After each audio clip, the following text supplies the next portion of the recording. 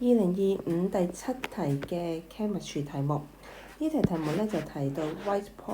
phosphorus， 咁係 P4， 咁跟住咧就問下你邊個 statement 係啱嘅，咁我哋逐個 statement 去睇一睇啦。A 嘅 statement 咧，佢就話呢一種嘅 phosphorus 係唔能夠傳電，咁我哋就要數翻 P4， 咁其實佢哋之間係一個 covalent bonding 啦 ，P 與 P 之間，咁就算佢係有兩粒嘅，咁我哋抄多粒出嚟先，就算唔係咁樣，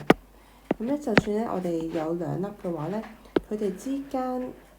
有嗰個嘅force 咧都係一個 intermolecular force，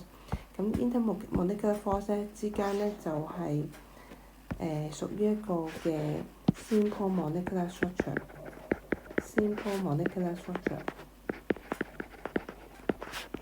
咁如果重溫翻咧，佢哋之間係冇任何嘅帶 charge 嘅 particle， 即係冇 delocalized electron 啦，亦都冇 mobile ion。所有嘅 electron 咧都會係 form 曬covalent bond 嘅，咁所以咧佢係不能夠傳電嘅，咁所以呢個 statement 係啱噶啦。咁我哋再睇下part B 啦。part B 咧佢就話佢嗰個嘅 molecular formula 係31。咁呢個 white phosphorus 已經寫到明係有4個有 P 啦，因為一個 P 係31嚟嘅，咁所以咧 white phosphorus 嘅 formula 係 P4， 佢嗰個 relative molecular formula 咧就應該係31乘4，咁所以絕對唔會係31啦。咁 part C 啦 ，part C 咧就話 attraction between molecule of white phosphorus 係 covalent bond。咁頭先就係即係抄多次復習，就想同學仔提一提啦。molecule 與 molecule 之間係一個嘅我哋叫做 intermolecular force 啦，或者 van der Waals force 啦，兩個都可以嘅 intermolecular forces。然後 covalent bonding 喺邊度出現呢？就係呢一啲線啦，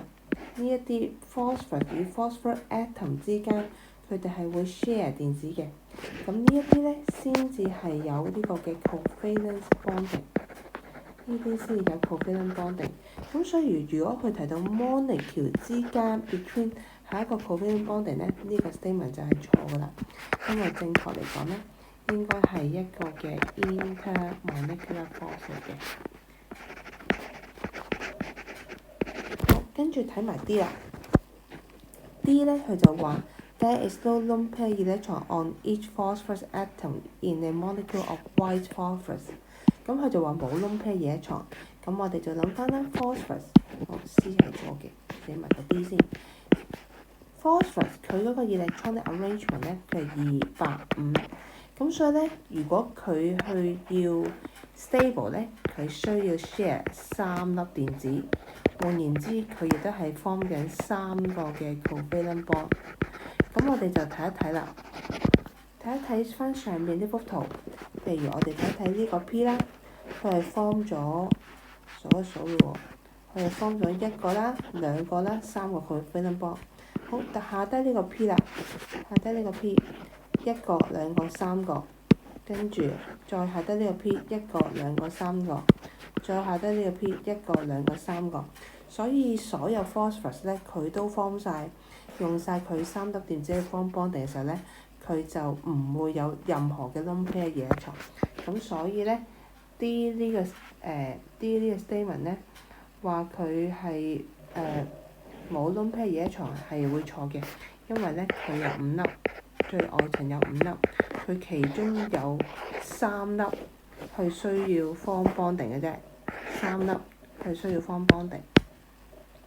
咁然後咧就剩翻點都會剩翻2粒噶啦，每個 phosphorus，